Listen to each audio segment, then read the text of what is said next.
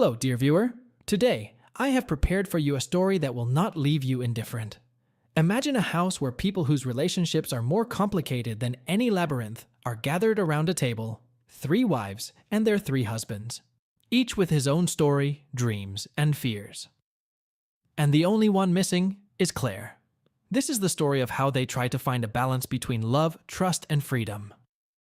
But what happens when something unexpected intervenes in this complex relationship? What secrets lurk behind the closed doors of their home? Follow our story and you'll find out what it really means to love and be loved in a world where only you make the rules. Subscribe to the channel not to miss the continuation. Years later, I found her.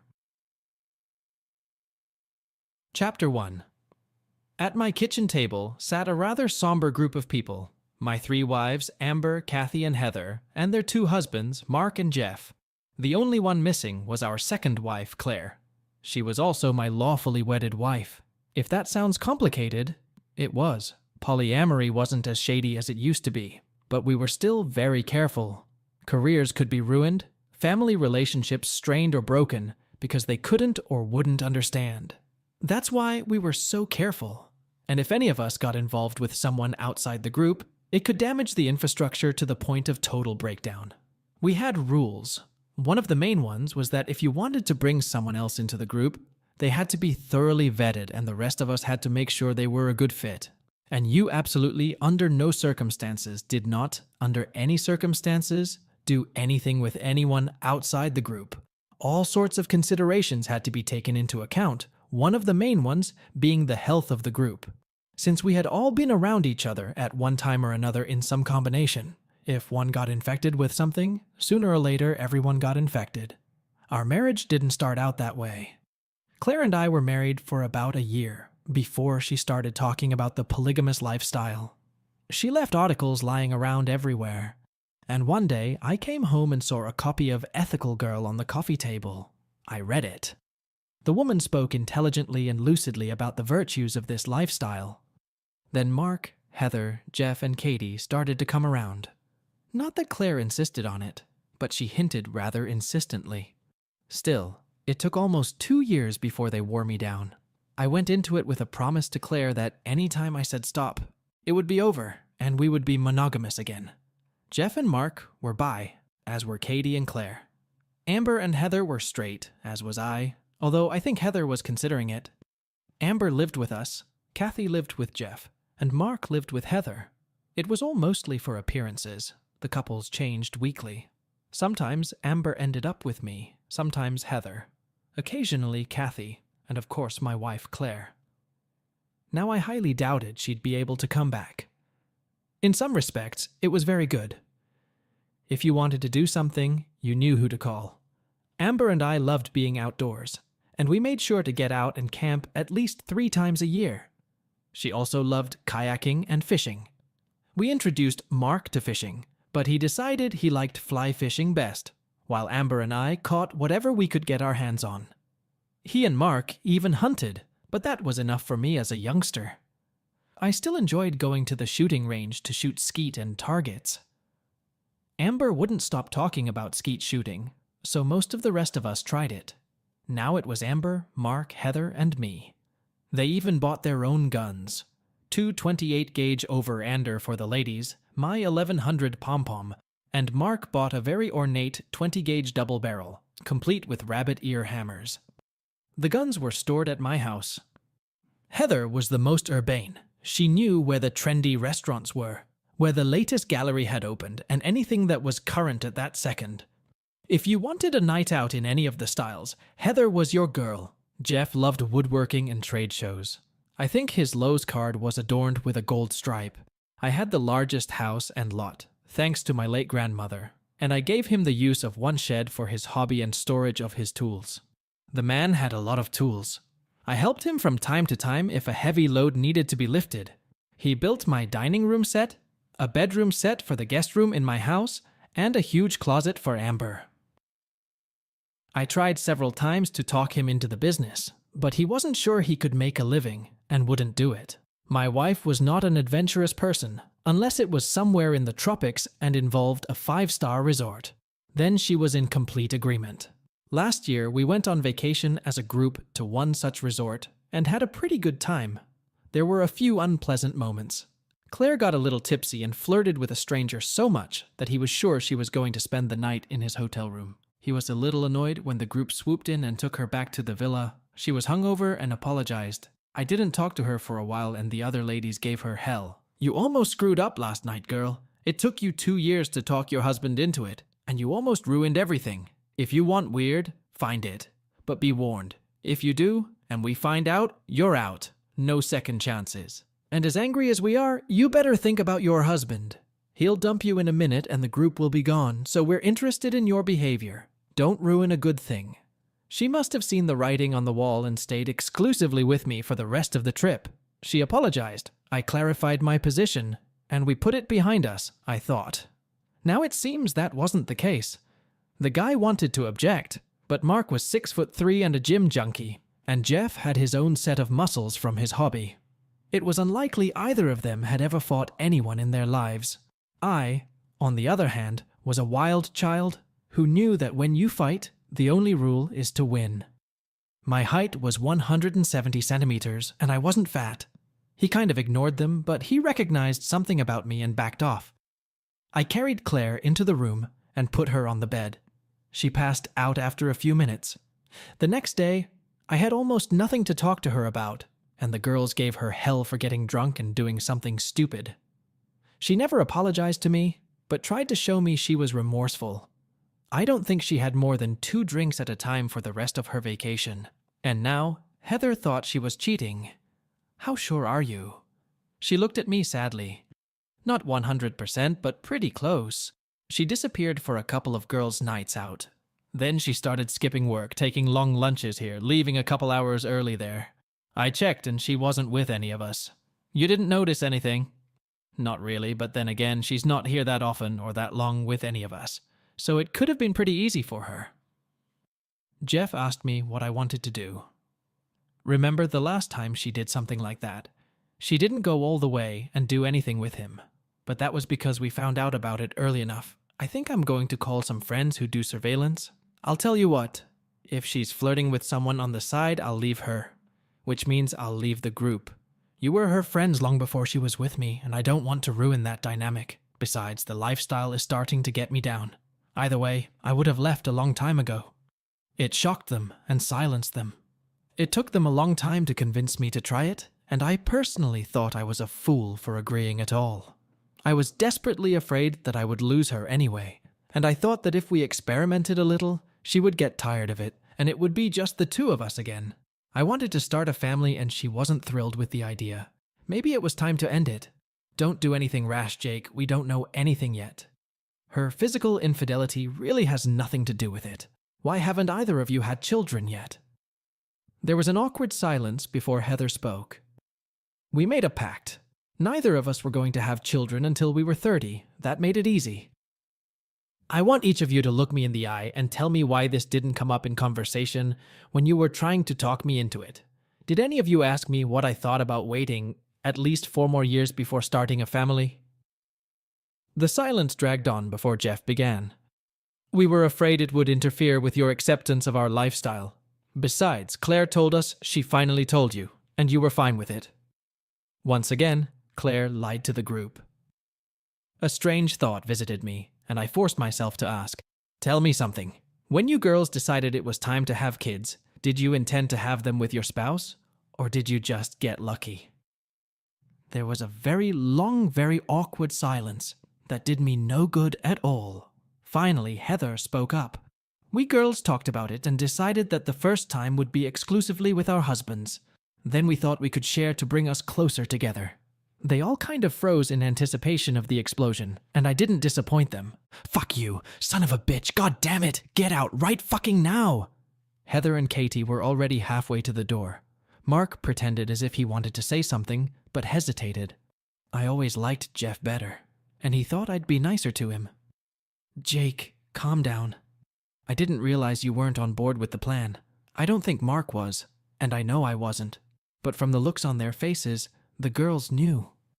We'll leave now and come back when you've calmed down." "Yeah, I don't think so. Don't come over. Don't call me.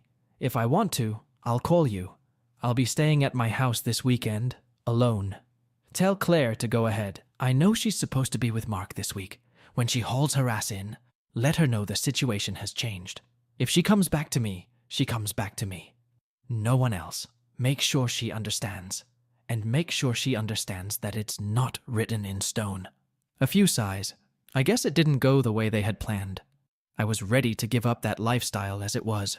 Everyone has to live according to their moral compass, and mine was pointing less and less toward the life I was living. Amber didn't leave, but made sure she was out of sight. I grabbed a couple ciders, walked out to the bench under the pecan tree, and sat down.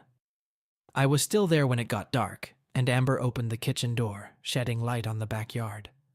"Jake, are you still there? I made dinner, honey. Please come in and eat."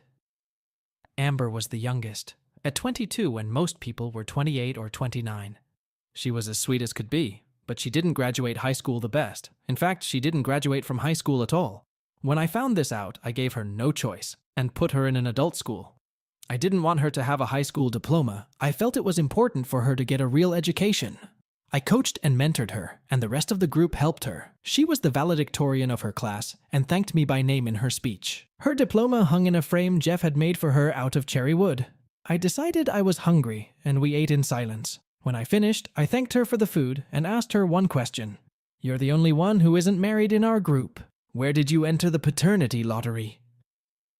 She lowered her eyes for a second, and then gave me the look of innocence I loved so much about her. "I was only going to have one child, yours. I knew that no matter what happened, whether the band stayed together or not, whether you and Claire stayed together, you would never abandon your child or her mother.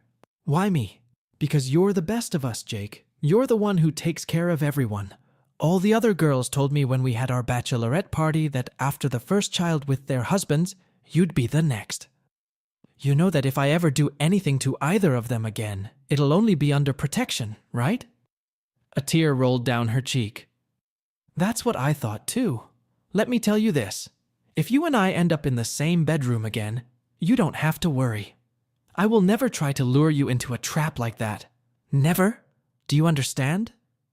Well, while we're on the subject of true confessions, I think you're the best of us. You never say a bad word about anyone, and even though you're the youngest, you're the mom of the whole group. That tells me that when you have a child, he or she will never have to worry about being taken care of by a mother. You'll be the saber-tooth among the kittens when it comes to your children." She smiled the first time, and then became serious. "If you're the father figure and I'm the mother figure, we have to decide what to do with these unruly children." I smiled back. "Personally, I'm in favor of kicking them out of the nest and seeing if they can fly on their own. I'm serious about doing away with the group. I'm tired of having everything I need and nothing. I don't think that's the lifestyle I want anymore. Good night, Amber." I left her at the table as a tear rolled down her cheek. Around midnight, I felt her slide into my arms. "This may be the last time I share this heartwarming moment with you, darling. Why don't you just hold me for a while?" She fell asleep snuggled against me, and I lay there wishing I had met her first. Then I smiled. When Claire and I married, she was 16 years old. I woke up to someone fumbling in the kitchen. Amber was still in my arms, so it could only be one person. This was her week with Mark. Why would she be here? I knew the answer as soon as I asked myself that question. She was here for damage control. I wondered what she would think when she discovered my absence. I got dressed and went down the back stairs of the old farmhouse as quietly as possible. Opened the door quietly and stepped out. Old houses required special care, and I never could stand creaky doors, so I kept them greased and in good condition. I took my motorcycle, an old Triumph that Mark had helped me restore, and drove it down the long driveway, starting it up when I got on the highway. After driving farther out, I decided to go for a boat ride and maybe do a little fishing. We all bought a big pontoon boat together. Lugging it back and forth wasn't very practical, so we rented a spot at a local marina. I filled the tanks, checked the fishing gear to make sure nothing was needed, bought fresh bait, restocked the fridge, and set sail. I was going to head to the headwaters of the lake. There were never a lot of people there, which surprised me because the fishing there was very good. We usually kept the fish until we had enough to fry, but even though they were biting, this day I decided to catch and release them. I stayed on the water until noon, then headed back out, and the first person I saw when I got back to the dock was Claire. She smiled, but looked scared as she tried to hug me. Don't. What? Don't touch me now. But you're my husband. I have to touch you. The laugh was short and bitter. Really? Or am I just another person in your string of buddies? I'm really tired of this lifestyle, and I need to think about it. In the meantime, the best thing you can do is give me enough space to make a decision. Please. Yeah, it worked. Instead of giving me space, she piled her whole body on top of me. Crying and pleading didn't seem to help, and I just stood there with my arms at my sides until she finally stopped. When she finally pulled back, she uttered the classic phrase, "We need to talk." About what? Isn't it enough for you that I share you with 2 other men and a woman? How much time do you need to feel fulfilled? Obviously, you don't get enough at home, or with Jeff or with Mark. Wait, maybe it's the girl you've been with all night? It never occurred to me, but it's entirely possible. The possibilities are endless with you. She was out of her mind. I had never spoken to her so bluntly and cared so little for her feelings. Plus, she was starting to get nervous. There were people around. Please, Jake, let's go home and talk. I'll explain everything when we get there. I surprised her by agreeing and got on my bike, but instead of turning right and following her, I turned left and accelerated. When she turned around, I was already out of sight and could have turned onto any other road, so she went home to wait. I drove for 2 hours and ended up in front of my great-uncle's house. He was in his 70s, but he was still quite witty and always had good advice. He came to the door, grinned when he saw me, invited me in, grabbed a couple of beers, and went out onto the back terrace. We talked in generalities for a while, and then I admitted that I was having problems in my marriage. I didn't tell him about our lifestyle, but I told him that I thought she was cheating on me. He thought for a moment. You need to find out. If so, try to find out if it was a random act or a planned action. That will help sort things out. Sometimes people make bad decisions because of circumstances and regret what they did. And sometimes people make deliberate decisions and take risks. You need to find out if there was an affair, if it is still going on, and if the cheater feels remorse when you confront them. The trick is to find out if he regrets having an affair or if he's just sorry he got caught. When did you get so smart? He grinned. With age comes wisdom. That and years of experience.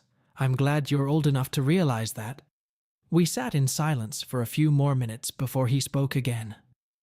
You know, before I married your Aunt Clara, I was married to someone else. She was killing herself after 2 different men when I caught her and kicked her to the curb.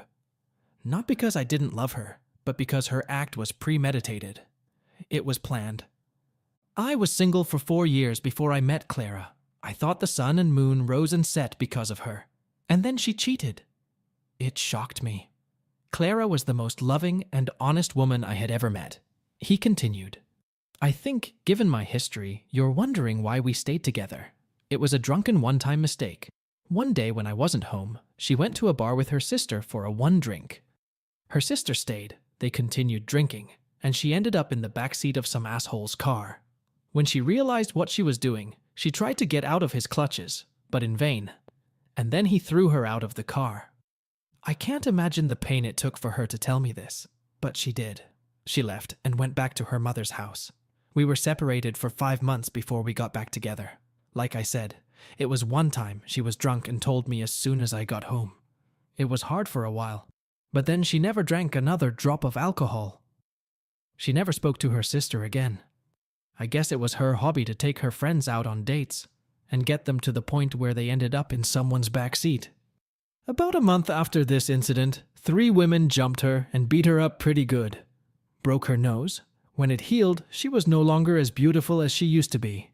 After she healed, she left, and no one knows where she ended up. I thanked him for the beer and conversation and headed home. I wasn't too surprised to see all the cars in the driveway. She must have put out the "everyone get ready for work" alert. I wasn't in the mood, and then I realized I never would be, so I decided now was as good a time as any. The only one who made eye contact with me was Amber. She smiled sadly at me and made coffee. Heather decided to start. Jake, we can stop right here. Your presence here emphasizes the root of my problem. This was supposed to be a serious conversation between me and my wife, not between me, her, and all her cronies. There was a collective sigh. Katie looked indignant. You don't have to be so rude, you know that. We're not just friends, we're so much more. We're companions, lovers, sisters, brothers. We help each other. That's the whole point. You're there for each other. No one exists just for their soulmate.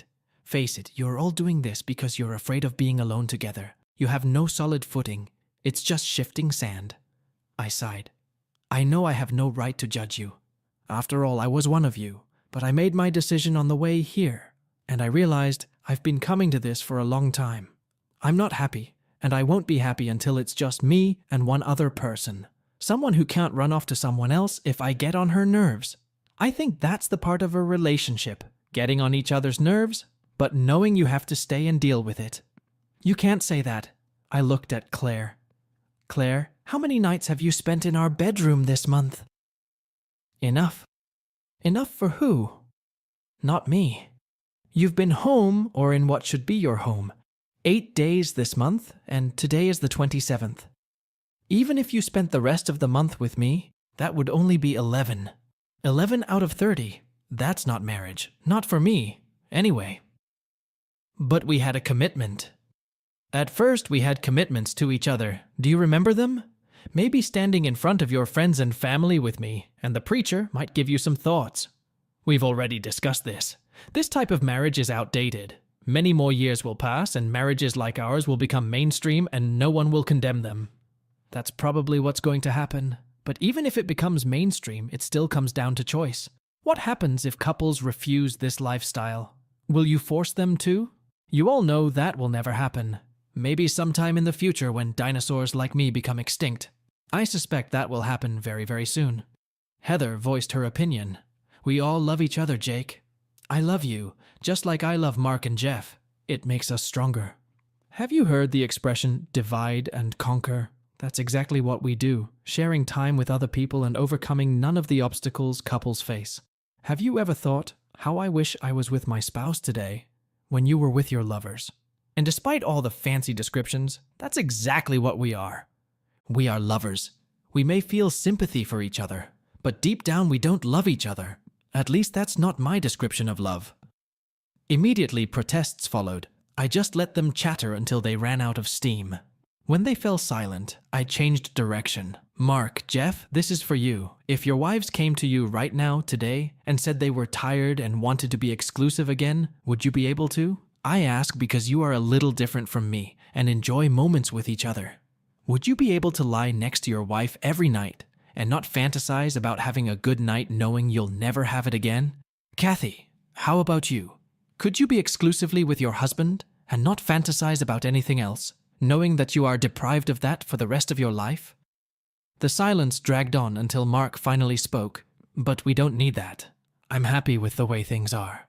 Everyone gets what they want, and everyone is happy. Heather looked like she was deep in thought. I think I was throwing ideas at her that she hadn't thought of before. I turned to Amber. What do you think about this? I'm just a +1. I don't have my own dog in this fight. I got into this because I was lonely and confused, and you guys befriended me. I've been thinking about leaving for months now. I'd like to find a man who only wants me, maybe have kids. My clock isn't ticking, but I think motherhood would be good for me. I think I was the only one who wasn't surprised. Amber was young, but she wasn't an idiot. None of this would have happened if it weren't for your wife. Heather was right. I looked at Claire, and she had gone slightly pale. How about it, honey? Have you been doing something with people outside the group? If you lie and I find out, we'll never be husband and wife again. If you hope to stay with me, you'd better tell the truth. She fiddled for a minute. It was nothing. A silly affair that I thought wouldn't hurt anyone. I'll put an end to this affair. You had 3 men and 1 woman and you still had to search? How many people do you need? It was Mark who spoke, and he looked really pissed off. You've exposed all of us. What happens if you pick up some nasty stuff, and you have to expose everyone you've been with to the medical staff? It's a small town, so we're careful when we go out as a group. We can explain away anything anyone sees by the fact that it's just a bunch of old friends having fun and flirting harmlessly. If we showed up en masse for testing, how long do you think it would take for someone to start getting interested? You've really messed this up. Needless to say, you need to stay home until we're sure we're not in any danger." Heather was also a little pissed off. "Why did you do this, Claire? We've been invested in each other for years, and now that's being jeopardized. If the band breaks up, I'm taking it out on your doorstep." Everyone fell silent, and I gave them a few minutes to gather their thoughts. "Claire, you were right when you said this was the end of the novel. Not what you've done now, but in general. This has been one big drawn-out affair. I like you all, but I'm leaving. From now on, I will only be with my wife, and if she can't do the same, we will part ways. Please don't make this any harder than it has to be, guys. I don't judge your lifestyle, and I still want to be your friend. It's going to be up to you. It's just not for me anymore." There was nothing more to say. Everyone was gone, even Amber, and she made it clear that all she wanted was to spend the night alone. Claire just sat there for a minute. "Can you do that?" She snapped out of her self-contemplative state and looked at me. "Do what?" "Be monogamous. One partner for the rest of your life. No exceptions." "I don't want to. Can't we?" "We can't. When we started this journey, I knew in my heart that it would end this way. But I tried because I truly loved you. But even with as many partners as you have, it wasn't enough. Oh, I'm sure you'll try and maybe you'll last a while longer, but the temptation will be too strong and you'll go back to your old habits. And just so you know, I'm not judging others, but I am judging you. You don't have one right bone in your body. I have a feeling you've been playing around since before we even joined the band. Let's save ourselves the hassle and just declare it's over." She was having trouble understanding what I was saying. For a minute, I thought she was hyperventilating, but she got her breathing under control. Claire spent the rest of the evening trying to talk me out of it, but by bedtime she realized I'd had enough. We didn't sleep together that night. She slept in Amber's room. I lay there trying to figure out how my life had gotten to this point until exhaustion made me fall asleep. The next morning she was already making breakfast, and I started to help. Old habits are hard to break, and that made me feel better. We ate almost in silence, and then she said she had something to do and left right afterward. I found out later that she went to everyone, looking for support. Apparently, she didn't get it. I wasn't very surprised when I came home the next day and saw that her things were gone. There was a note on the kitchen table. "You were right, we are too far apart to be together again. I'm sorry things turned out this way. I thought we had the perfect life. I was talking to the band yesterday and they all agreed that if you're leaving, I'm leaving. They're still mad about me leaving the band, and even though they didn't say it outright, they don't trust me anymore. I have taken exactly half the money from our accounts. I have no desire to cheat you out of anything except our marriage, I thought. And I know the house belonged to you before we were married, so it's yours. I'd ask you to let me take some of the furniture when I rent, as well as some memorabilia I didn't have room for today. I will always love you. Who knows? Maybe someday, huh? I won't count on it, but it's a nice fantasy. Claire." The group arrived on Wednesday. They had called ahead of time to make arrangements. They were still my friends, and all the trouble was none of their doing, except for the obvious ones, so I accepted them. We talked for a while and each expressed their regrets. Jeff said he'd bring the tools over by the weekend. Why? You're still welcome anytime, all of you, just as friends without benefits. I think it relaxed them all. We ended up making a meal together, and Amber sat down at the table with me. "Can I come home now?" "Yes, you can, but we won't be in the same bedroom. I'm still in contemplation. That's what I thought, but I want to be in my bed." She stayed for another 4 months. Oddly enough, I felt like I would be cheating if I was with someone before I was completely divorced. Amber found a nice apartment and decided she would be happy there. Jeff and Mark came over to help her move her bedroom. Her only regret was having to part with the dresser that Jeff had made for her. It was too big to fit in the apartment. I made her promise that as soon as she found a bigger apartment, got married, or even lived with someone, we would make sure she bought it. I got my divorce diploma in 5 months. Everything was very civilized. No yelling, no drama, no fights over property. Just sign here, sign here, sign here, sign here, sign here. Congratulations, you are divorced. The group banished her, of course, and I wondered what she was doing for herself. But then I remembered how beautiful she was, and how she fooled around even before the divorce, so I doubt she lacked male companionship. Or female companionship, for that matter. A year later, Mark and Kathy divorced for reasons unknown, at least to me. One day, I asked Jeff if he had found anyone else to team up with, or if they were now alone in forced monogamy. He grinned. "It's not as small a town as you think. Heather and I are with 2 couples right now, and another has shown interest in our lifestyle. We're proceeding very slowly and cautiously, but things are looking promising." Well, good for them. Everyone deserves happiness and fulfillment, no matter what path they choose. When Mark left, Jeff and I bought out his share of the boat. He and I had a fishing trip planned one morning, and he called ahead to see if he could bring a couple friends along. I knew they were part of his new group and didn't mind. Bill and Fred were good guys, but they didn't know how to fish worth a damn. I took Bill and Jeff took Fred. We gave them a Fishing 101 tutorial, and by noon they were holding their own. Jeff told them a little about my history and they took a hint, but I told them I had left that lifestyle. And besides, I didn't have a partner. From the way Fred looked at me, I sensed he was willing to make an exception. They became fishing buddies, and then came to the farm, if you could call the 15 acres that remained of the original lot a farm. I was inclined to think of it as a very large lawn with a few trees. My cousins owned about 60 acres or so behind the farm and lived out of state, so I pretty much owned the place. I owned the barn, but not the pastures behind it, but I could use them if I wanted to. I never wanted to until Fred begged me to let him put his horses there, agreeing to pay the rent. He had 4 of them, and I thought it would be a good idea to keep the pastures under grazing so they wouldn't turn into brush. I told him he could, and I wouldn't charge him any money, but I wouldn't take care of them. Fred arrived with 2 horse trailers and a flatbed full of hay. He brought his family with him, and they all helped store feed and set up the horses. The rest of their group came too, and I was able to meet everyone. Besides Jeff and Kathy, Fred and Bill's wives were there, as well as another couple who had joined them about 4 months ago. They turned out to be nice people, and we got along well. The ladies went to the local supermarket, and I fired up the brick barbecue my grandfather had built 60 years ago for just such occasions. There was alcohol, but they didn't drink much, and as the day drew to a close, we all loitered around.